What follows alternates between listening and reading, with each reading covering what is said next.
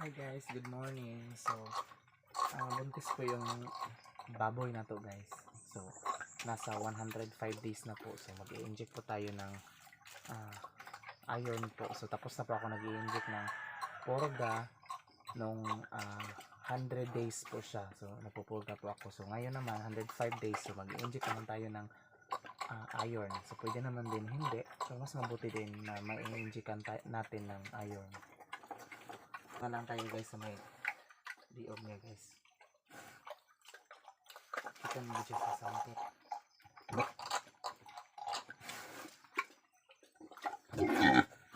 Dik. Dili guys, dili kayo siya sakitan sa liog. Yan. Yes.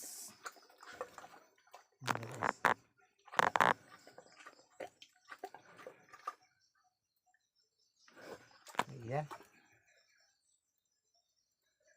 Okay.